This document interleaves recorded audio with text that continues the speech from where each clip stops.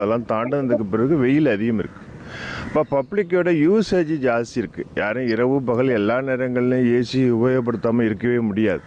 இப்போ இப்படிப்பட்ட சூழ்நிலையில் பவர் கன்சம்ஷன் ஜாஸ்தியாகும்போது வெயில்னால இந்த இன்ட்ரப்ஷன் வருது.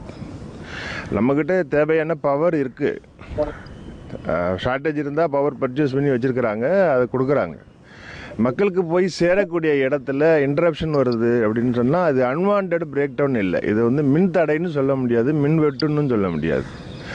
இந்த புதிய அரசு அமைந்ததற்கு பிறகு தான் இப்படிப்பட்ட நிலை வருதா என்கின்ற கேள்வி பலர் கேட்குறாங்க. அது உண்மை இல்லை. இன்கேஸ் இப்போ ஏற்கனவே இருந்த அரசாங்கமே திரும்ப வந்திருந்தால் கூட இந்த கோடை காலத்தை இப்படி தான் எதிர்கொண்டிருக்க முடியும். மேன் பவர் நம்மக்கிட்ட எக்ஸஸாக இருக்கணும், அட்லீஸ்ட் சஃபிஷியண்டாக இருக்கணும். இன்றைக்கி அமைச்சர் கூட சொல்லிக்கிறாங்க 1,40,000 பேர் இருக்க வேண்டிய இடத்துல 75,000 பேர் தான் இருக்கிறாங்கன்னு சொல்லி புதிதாக பதவியேற்றக்கூடிய அமைச்சர் கூட மின்சார வாரியத்திற்கு வந்த பிறகு பேட்டியில் சொல்லியிருக்காங்க. நம்மளாம் பார்த்துருக்க முடிஞ்சிருக்கு. அது உண்மைதான்.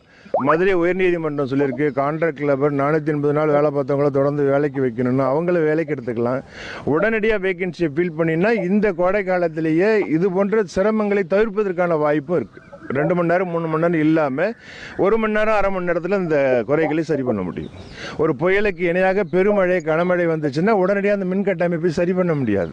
அதுக்கும் வெளியிலேருந்து ஆட்களை கொண்டு வரணும், ஒப்பந்த தொழிலாளர்கள் வச்சு வேலை செய்வாங்க. அப்பவும் ஆட்கள் பற்றாக்குறை இருக்குது.